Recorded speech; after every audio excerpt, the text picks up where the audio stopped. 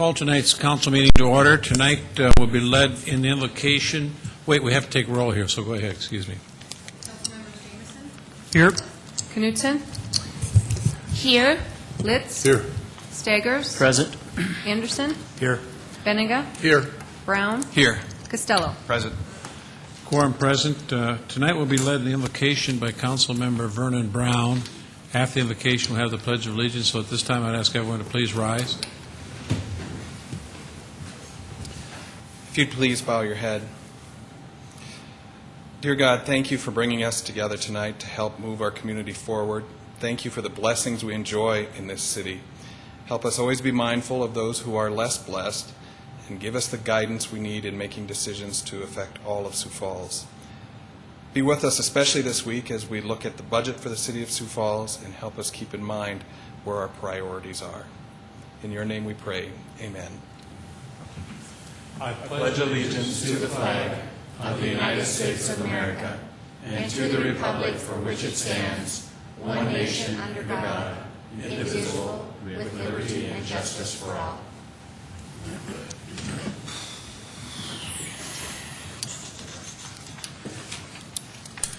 Okay, we will start here with the consent agenda. Is there a motion to approve? So moved. Let's Moved. Is there a second? Second, Brown. Brown seconded. Further comments on the motion to approve the consent agenda? Seeing none, all in favor of that motion will vote yes. Those opposed vote no. Council members Jameson? Yes. Knutson? Yes. Litz? Yes. Staggers? Yes. Anderson? Yes. Benega? Yes. Brown? Yes. Costello? Yes. All members present have voted. The consent agenda has been approved 8-0. Is there a motion to approve the regular agenda? I so move Knutson. Knutson moves. Is there a second? Second, Litz. Litz seconded. Further motions? Seeing none, all in favor of approving the regular agenda, vote yes. Those opposed, vote no. Council members Jameson? Yes. Knutson? Yes. Litz? Yes. Staggers? Yes. Anderson? Yes. Benega? Yes. Brown? Yes. Costello? Yes. All members present have voted. The regular agenda has been approved 8-0. This is the time that we set aside for 5 minutes for anyone wishing to address the council for 5 minutes. We just ask that they give their name and address. So anyone comes forward, give their name and address, please.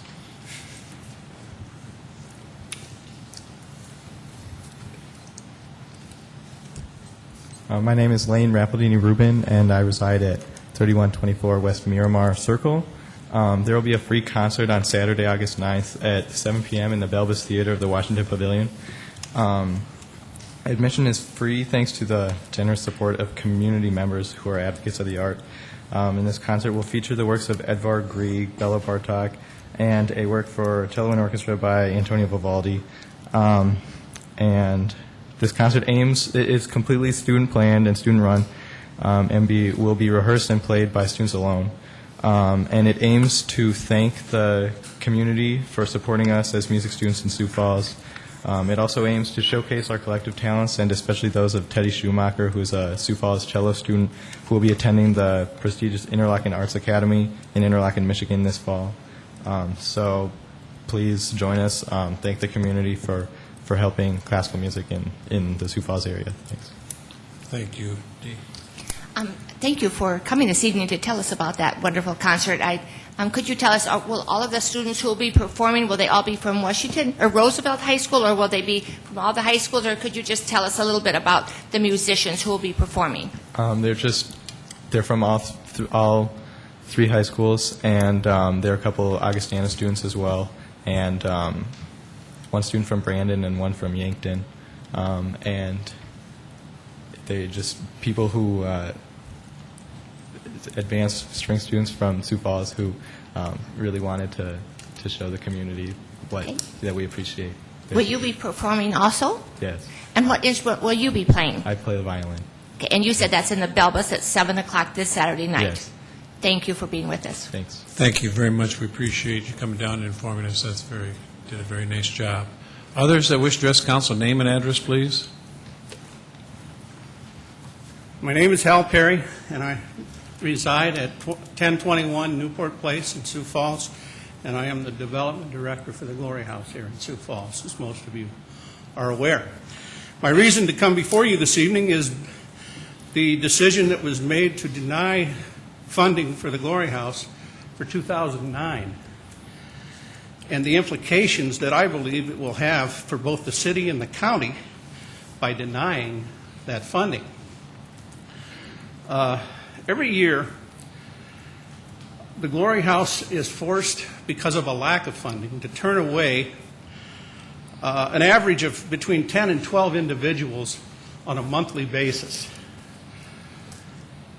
With the funding that we would get from the city, which usually is about $8,000, we would be allowed to take 8 of those people and put them in our facility for a period of 90 days and have them go through our treatment programs, find jobs in the city of Sioux Falls, and become productive tax-paying citizens. The alternative to this is that these 8 individuals that will not be allowed in 2009 to come to the Glory House would be that they end up going to the county jail for that same 90-day period. And we get phone calls almost every 2 or 3 days, 10, 12 times a month, from the state's attorney's office, from the public defender's office, from attorneys throughout the city, saying that they have individuals who are basically indigent, that can't afford to come to the Glory House, and if there was money available, we could fund them. Well, we have to turn away the most of them, but as I say, 8 or 10 of them a year would have funding. The impact on this, and I talked to Sue Roust at the county auditor's office this morning. If these same 8 individuals are forced to spend the 90 days in the county jail instead of coming to the Glory House, the cost is $78 a day. That's $56,000 plus that the county will spend. Plus, as I mentioned earlier, these 8 individuals, when they come to the Glory House, they're required to find employment within 2 weeks. 25% of their gross income goes to pay for their stay while they're there, which subsidizes that $8,000 that you folks give us on an annual basis. If these 8 individuals only made $20,000 a year, and I believe they make more than that because of the types of jobs that they have, but if they only made $20,000 a year, the 6% in sales tax is $9,600.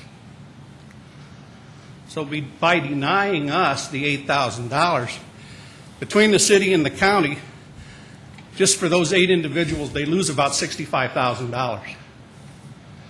Now that to me is a no-brainer, but so it was kind of difficult for me to understand when the committee decided to turn down the Glory House for funding in 2009.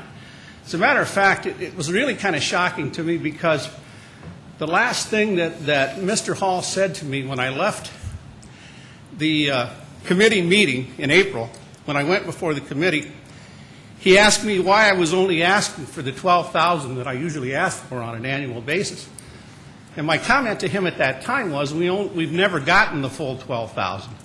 And we realized that there are a lot of other nonprofit organizations in the city that ask for money, so we don't try to take it all. But with the kind of return, I think we're looking at about a 700% return on the money that we get. Just to put another figure to it, if we were to get the full $12,000 on an annual basis, that would allow us to take 12 people a year. The income that would be saved from the county jail would be $84,200, and the sales tax revenue would amount to $14,400. So it just, as I say, it's hard for me to believe that a place with the history that the Glory House has was denied funding. A couple other comments real quick, like because of the article in the paper the other day, I've received a couple of phone calls from people in the community wanting to know if this was going to force the Glory House to close, which obviously it isn't, but just so you know some of the perception of people in the community. One last thing, the employment the employees of the Glory House last year earned and paid taxes in the city of Sioux Falls on in excess of $1.6 million. I thank you for your time. Thank you, Hal, appreciate it very much. Go ahead. Can I ask a quick question? Sure. You mentioned the county, of course, the county jail and so forth. How much does the county contribute to the Glory House? $12,000 a year. $12,000. Okay. Yeah, that's what I asked for, and that's what I get every year. Thank you. Thank you. Others that wish to address the council for 5 minutes and give your name and address. Anyone want? I see no one coming forward, so we will move into the regular agenda on item number 14. Special one-day liquor license for Washington Pavilion Management, Inc., Washington Pavilion of Arts and Science, 301 South Main Avenue on August 9, 2008, for a class reunion. 15, special one-day liquor license for Great Bear Recreation Park, Inc., Great Bear Recreation Park, to be operated at 5901 East Rice Street on August 16, 2008, for a wedding reception. And 16, special one-day malt beverage and special one-day wine licenses for the Sioux Falls Sister Cities Association to be operated on 2nd Avenue between 24th and 26th Streets, adjacent to McKinnon Park, on August 15, 2008, for the Potato Man Sculpture Ceremony and Block Party. Thank you, Jamie. Lori Hogstead with the City Finance Office, and I can answer questions on items 14, 15, and 16. Any questions? Move for approval, Benninga. No objection. Do you want to take 14, 15, 16? All together, please. Okay, that's the motion. Is there a I'd second? like to second that motion. Knutson. Knutson second. Bennigan made the motion. Knutson seconded. Further comments on motion to approve items 14, 15, and 16. Seeing no further discussion, all in favor of that motion will vote yes. Those opposed, vote no. Councilmembers Jameson, Yes. Knutson, Yes. Litz, Yes. Staggers, Yes. Anderson, Yes. Benninga, Yes. Brown, Yes. Costello. Yes. All members present have voted. Items 14, 15, and 16 have been approved 8-0. Item 17. Second reading, an ordinance of the City of Sioux Falls, South Dakota, a major amendment, petition number 2008-0602 to Chapter 15.45.070, Plan Development Districts at 26951 South Cliff Avenue or 77th Street and Cliff Avenue, amending the Grand Prairie East Plan Development District sub-area regulations. The Planning Commission recommends approval. Mike Cooper, Planning and Building Services. This property consists of about 12.4 acres of land. It is located on the west side of Cliff Avenue, adjacent to 77th Street. The property was previously approved by the City Council for future commercial development. There is an existing residence on the property owned by Don Nix, and this amendment would allow members of the family to continue with the keeping of horses on this property until such time as it is redeveloped. Questions of Mike on item 17? Others that wish to address the council on item number 17? Not. Is there a motion to approve? So moved. Let's Moved. Is there a second? Second, Benninga. Bennigan seconded. Further comments? I guess I have a question, Mike. They're going to be able to continue to have the horses there until future development. Future development. How's that defined as? That would be defined upon their decision to sell their property for commercial development. Oh, okay. Got a motion been made and seconded to approve. Further questions, comments? Seeing none, all in favor of the motion to approve item 17, vote yes. Those opposed, vote no. Councilmembers Jameson, Yes. Knutson, Yes. Litz, Yes. Staggers, Yes. Anderson, Yes. Benninga, Yes. Brown, Yes. Costello. Yes. All members present have voted. Item 17 has been approved 8-0. Item 19. Second reading, an ordinance of the City of Sioux Falls, South Dakota, rezoning property north of Southeastern Avenue and East 69th Street from the AG Agricultural District and the Whispering Woods Plan Development District to the RS2 Residential District, petition number 2008-0523, and amending the official zoning map of the City of Sioux Falls. Planning Commission recommends approval. We have two items tonight pertaining to this property. Item 18 pertains to the rezoning, and then item 28 will be the subdivision plan for this site. It is located north of East 69th Street and east of Southeastern Avenue. It consists of about 45.6 acres of land. The City Council has previously looked at the land use amendment for this property, and this is proposed to be developed into 171 single-family lots.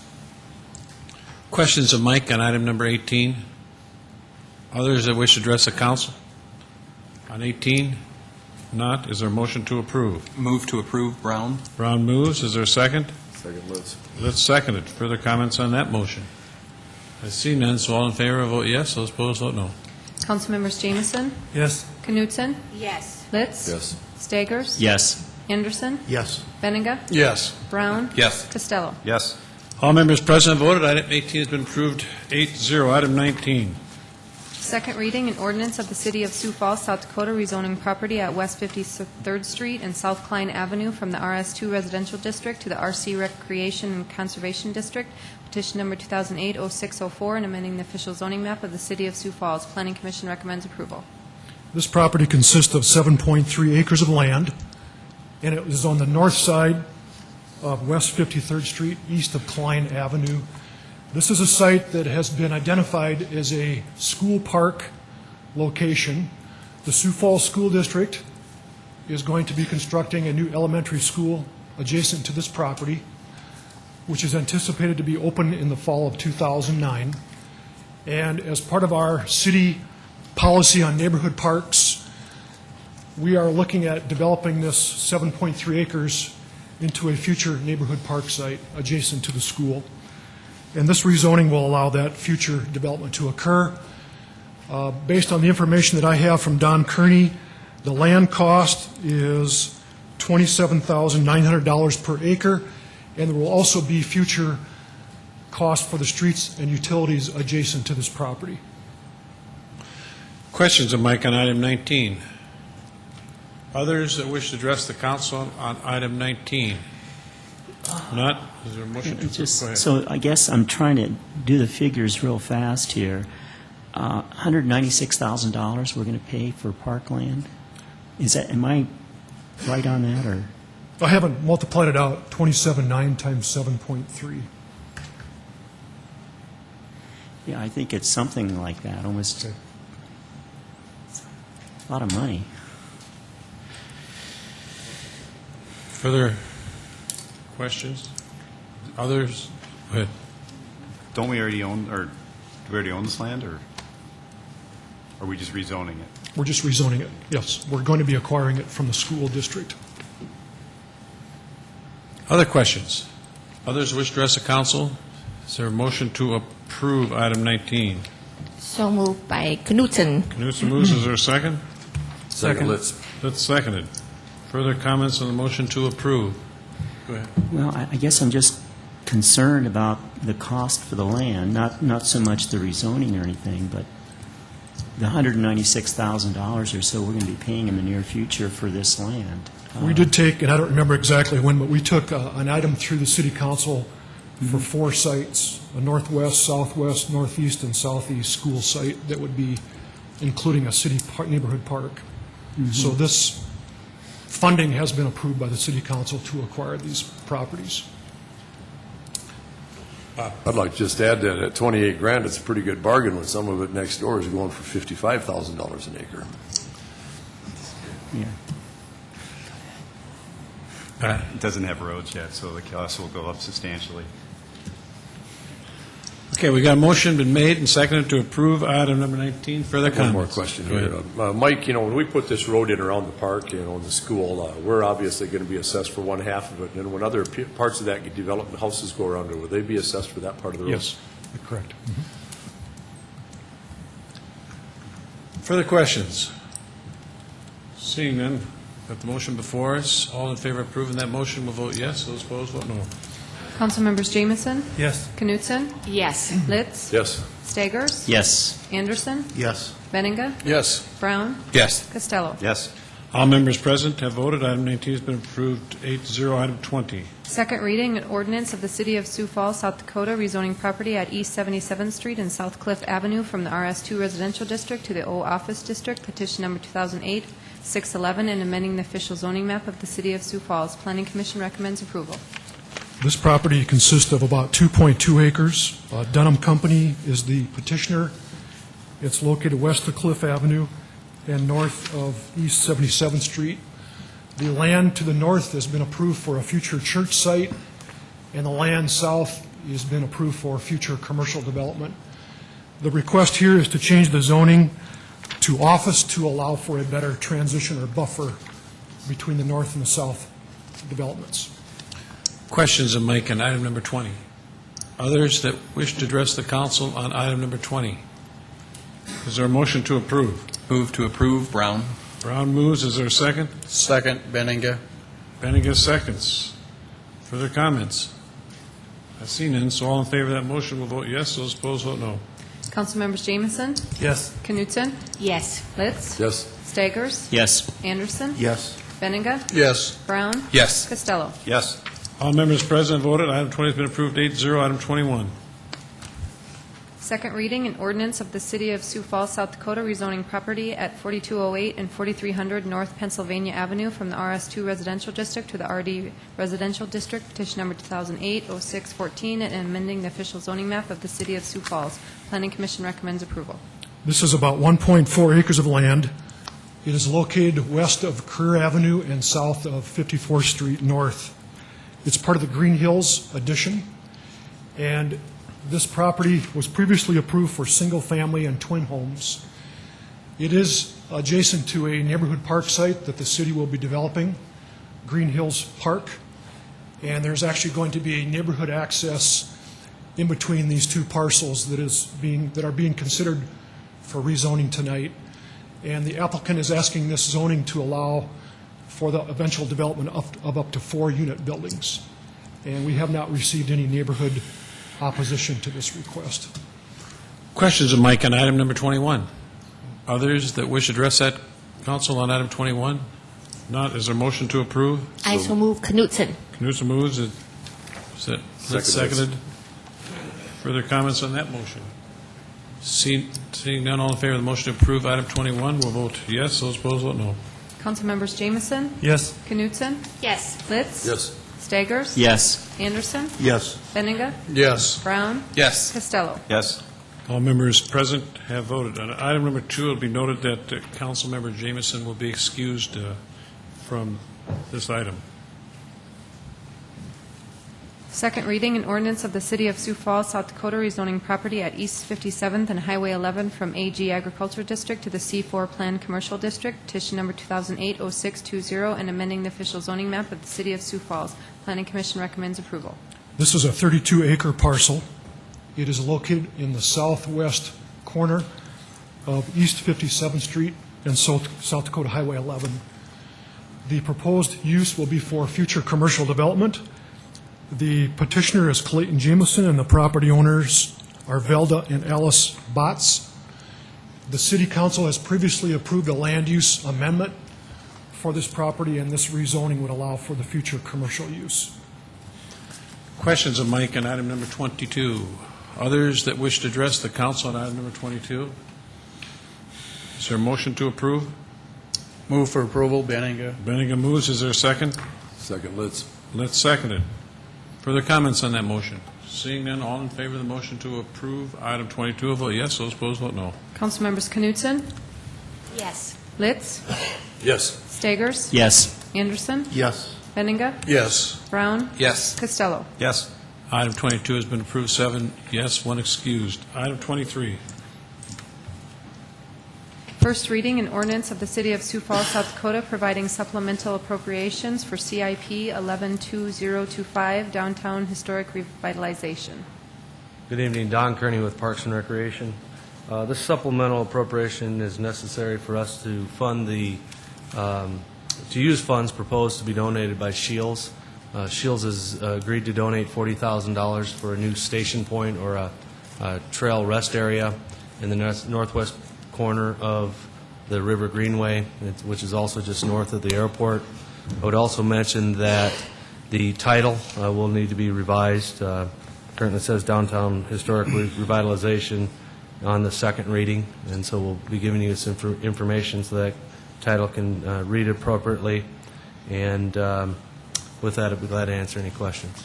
Questions are done. Item number 23. None. Is there a motion to set the hearing date for August 11th for item 23? So move, Litz. Let's move. A second. Second, Benninga. Benninga seconded. Further comments? Not all in favor of setting the hearing date for August 11th for item 23. Vote yes. Those opposed, vote no. Council members Jamison? Yes. Knutson? Yes. Litz? Yes. Staggers? Yes. Anderson? Yes. Benninga? Yes. Brown? Yes. Costello? Yes. All members present vote item 23. The hearing date has been set for August 11th. Item 24. First reading, an ordinance of the City of Sioux Falls, South Dakota, amending Article 15.02, adult uses of Appendix C of the Code of Ordinances of said city. The City of Sioux Falls and Minnehaha County have adopted a joint zoning ordinance that has been in place for a number of years. This is an amendment that is being initiated by Minnehaha County State's Attorney's Office and county planning staff, which would amend the language that is currently used to regulate adult-oriented businesses within the extraterritorial jurisdiction. The state legislature enacted a new law pertaining to these uses, which did take effect this July 1st. And so the request is to amend our joint zoning ordinance to have language that is in conformance with the new state law. And it pertains to the separation, which would change from 500 feet to 1,320 feet.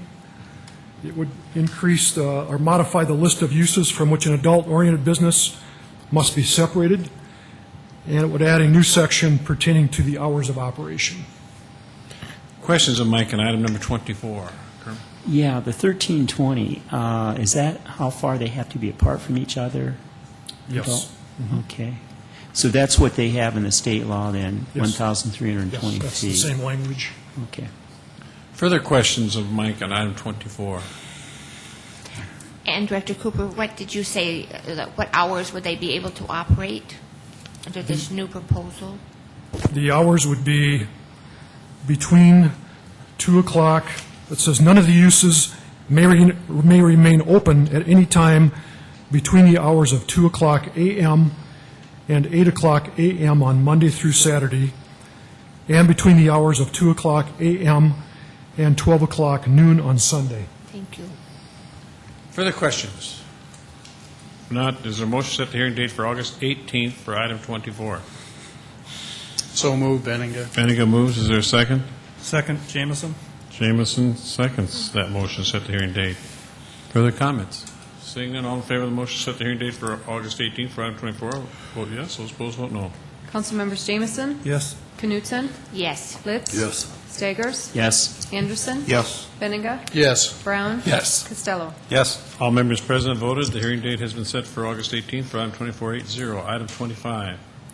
First reading, an ordinance of the City of Sioux Falls, South Dakota, amending the revised ordinances of the city by adopting the 2008 National Electrical Code and amendments thereto. This is Ron Bell with Building Services. This is a proposal to adopt the 2008 National Electrical Code. All of our codes are in 3-year code change cycles. The National Electrical Code is published by the National Fire Protection Association. The State Electrical Commission has already adopted this code and has put this in effect for anything issued after August 1st. So the state has already has this adopted.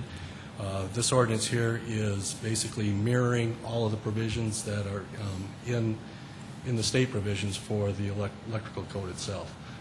The state has went through 2 sets of hearings with the South Dakota Electrical Council of making the electrical contractors know what the code changes are. Our staff has also had 2 different seminars averaging about 50 to 70 electricians telling them what the code changes are. We simply propose to adopt the 2008. Questions around item number 25. Mr. Bell, from those visits that you and your staff have had with our local electricians, have there been any real controversial areas and how is that? There was one real controversial area, and that was the expansion of what is called arc fault circuit interrupters. In the late 90s, there was a provision to put in what's called an arc fault circuit interrupter, which is a circuit interrupter that electronically will detect an arc within a circuit to close that circuit down. Back in the 90s, that was put in for only bedrooms only. What happened with this code is now they have put the arc fault circuit interrupters in all circuits that are not otherwise GFCI protected. So the controversy on that was that they're more expensive. And you can listen to electrical contractors and suppliers, you can listen to home builders, and we heard varying numbers. What I've got from my staff is if you're looking at a starter house, you're looking at probably $300 to $400 more a house.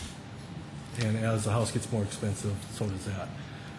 The logic of this, of requiring this, is that it's the most technologically advanced circuit breaker that's out there that will stop, hopefully, fires starting within houses. Bob, this was second, then you, Kermit. Go ahead. Ron, maybe you don't know the answer to this, but, in distributing and selling an item like this here throughout the state of South Dakota, obviously it's got to be UL listed, approved item. Is there any one person or one business that has the exclusive license to distribute these in the state? Not to my knowledge. Very good, thank you. Kermit?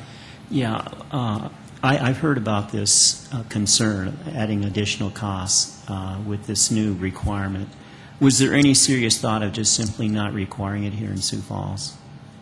In order to do that, we would be less restrictive than what the state electrical commission already has in place, and that's never been our policy.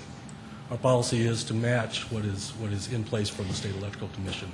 There was a hearing in May in Chamberlain where the home builders did have the ability to debate the issue in front of the electrical commission. Mm-hmm. And what came out from the electrical commission was to actually require the arc fault circuit interrupters except for certain types of cases, and that's where you have a sump pump, any type of I don't recall what it was, but there was about 3 different things that the electrical commission amended out where they weren't required. Mm-hmm. Lift stations and sump pumps primarily. Mm-hmm. And therefore we just simply adopted those same provisions that the electrical commission put in. Yeah, I mean, I can understand why it's easy for us just to go along with what the state has done, but also at the same time, I mean, $300 or $400 per additional cost per house. That along with the other regulations that we have, this begins to add up. Again, it's a matter of life safety. That you can hear statistics from the suppliers, the electrical suppliers, and so forth. The manufacturers. I'm not sure of what the exact numbers are, but there's 30,000 fire deaths within a house, within single-family dwellings per year. This type of arc fault circuit interrupter will save certain types of fires from ever occurring, and therefore also certain lives will be saved with going to this. This is all about life safety. Well, I know it's always portrayed that way, but I mean, how many lives? Well, we also have manufacturers who produce these, who want to sell these, and they're going to focus on the life safety issue too. But also at the same time, did you get any, or did you hear any numbers on how many lives would be saved by this device? Yeah, but I don't have the top of my head for first reading, Mr. Stegers. Okay. Further questions, Joe? Ron, do you know if there's any insurance savings by having these installed in new homes to lower insurance premiums? I can't answer that for insurance companies. Okay. Pat? Ron, if this is already state law, why do we need it in a city ordinance? There's 2 municipalities within the state of South Dakota that has electrical inspections. One's Rapid City and one is Sioux Falls. We've had electrical inspections for 80, 90 years. And based on the fact that we do our own inspections within the city of Sioux Falls, we have to adopt as ordinance. It's not only just the adoption of the electrical code, there's also licensure provisions that you'll see in this ordinance too. Further questions of Ron 25? Let's go to 26. First reading, an ordinance of the City of Sioux Falls, South Dakota, amending the revised ordinances of the city to eliminate references to the Assistant Director of Building Services to allow a platted property line in unlimited area buildings, to eliminate the requirement for areas of rescue assistance in sprinklered buildings, to modify the required number of toilet fixtures in indoor and outdoor sporting event facilities, and to make certain modifications to the residential building, mechanical and fuel gas existing building, property maintenance, residential building contractors, vacant buildings, rental registration, electrical, and plumbing ordinances. for lack of a better term, this is a general cleanup of Chapter 11, other than the adoption of the electrical code, which is in Chapter 33. The first thing that this does is it eliminates a reference to the Assistant Director of Building Services. That position was, when Mike Roth retired, that position also was taken away. So any reference to the Assistant Director of Building Services is now changed to the Chief Building Official. And you'll see a lot of that through references to our Board of Appeals and our licensing thing, license ordinance and so forth. The next three are things that occur within the year, which happens at our Board of Appeals, which basically requires a code change. I don't know how much you want me to get into details on some of these things, but for instance, areas of rescue assistance. What happened with that was when the 2006 code was adopted, there was a mandatory requirement for a place for somebody in a wheelchair to be able to be held, make a call before rescue occurs. And the big change in 2006 was that it was required in sprinkler buildings. The first half of the code change cycle has already occurred, and they took it out, which meant that if we enforced what was in the 2006, we would have been creating extreme costs. So because it was taken out of the next code, we're taking it out faster with this ordinance right here. The other thing is toilet fixtures in indoor and outdoor stadiums. This is as a result of what happened with Augustana College and O'Gorman.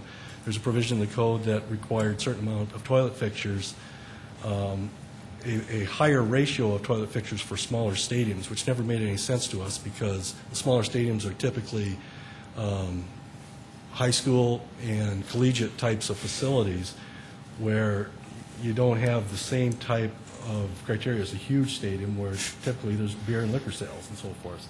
So we just simply eliminated the more strict requirement of more fixtures through the Board of Appeals, which again is being brought here for an ordinance change. There are a lot of minor amendments that was a general cleanup from what we did when we adopted the 2007 code. So you'll see a lot of those in there. I guess, Ron, the question I would have is, instead of modifying the required number of toilet fixtures, why doesn't the city just get out of that business and let the stadium builder build their restrooms and let the people be happy with the restrooms or unhappy with the restrooms? Because it's a national model code that defines how a designer would figure out the amount of fixtures that is typically required throughout the entire nation. But we don't have to comply with this if we don't want to. Why would you not want to?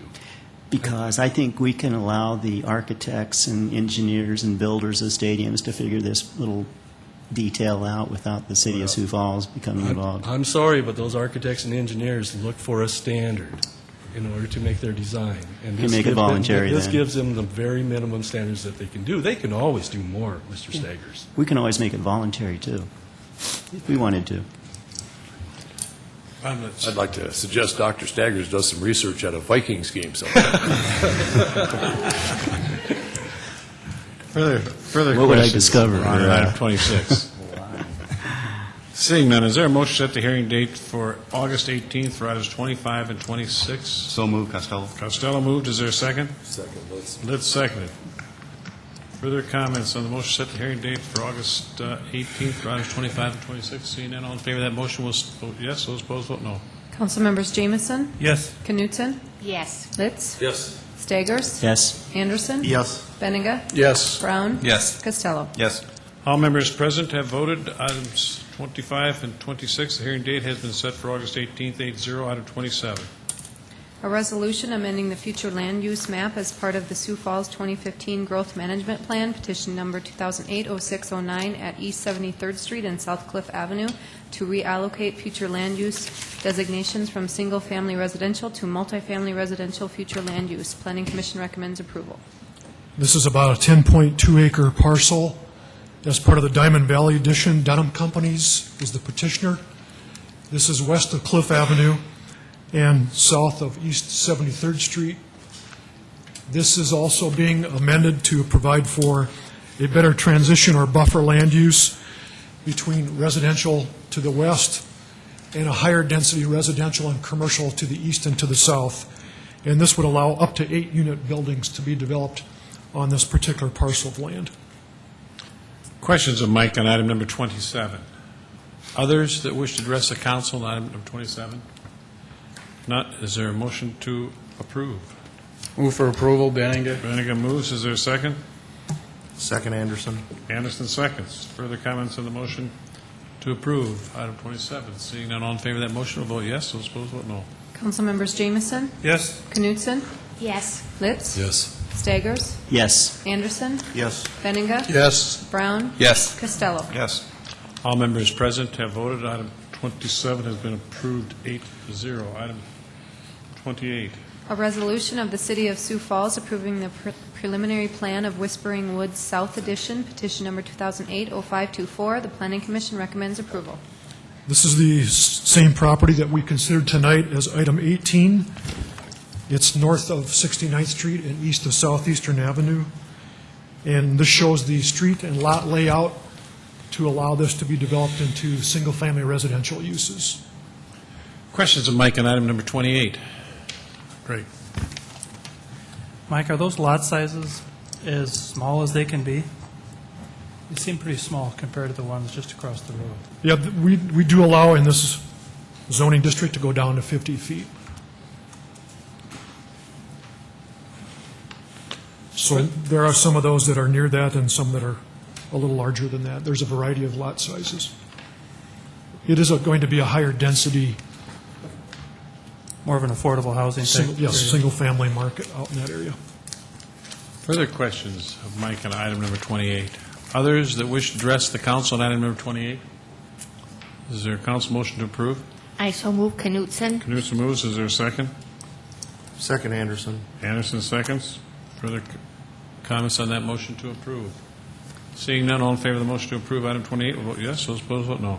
Council members Jamison, Yes. Knutson, Yes. Litz, Staggers, Yes. Anderson, Yes. Benninga, Yes. Brown, Yes. Costello. Yes. All members present have voted. Item 28 has been approved 8-0. Item 29. A resolution advising and giving consent to the appointment of members to certain citizen boards. Do you want to take that?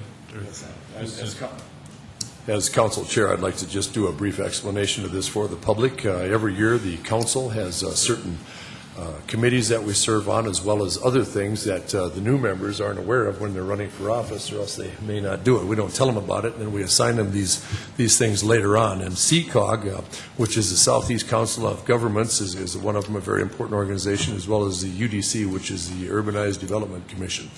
And we go through the committees, assign people to these, and this is the way it came out this year. Okay. Go ahead.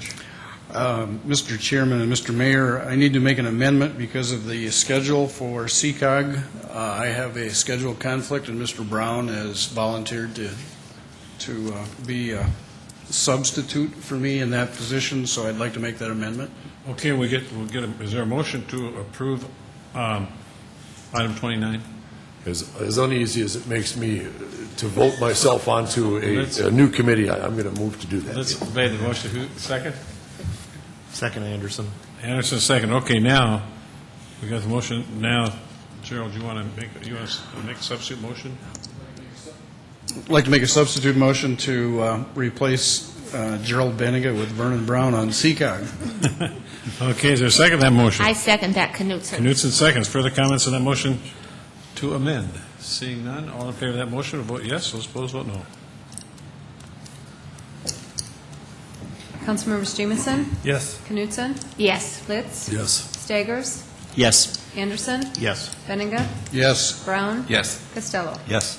All members present have voted. That motion prevails 8-0. We're back to the main motion as amended. Further comments on that motion? Seeing none, all in favor of approving item 29 as amended will vote yes. Those opposed vote no. Councilmembers Jamison, Yes. Knutson, Yes. Litz, Yes. Staggers, Yes. Anderson, Yes. Benninga, Yes. Brown, Yes. Costello. Yes. All members present voted. Item 29 has been approved 8-0 as amended. Item 30. A resolution including certain contiguous territory within the corporate limits of the City of Sioux Falls, South Dakota, annexation 2008-0513, 69th Street between Sycamore Avenue and South Dakota Highway 11. Ronning.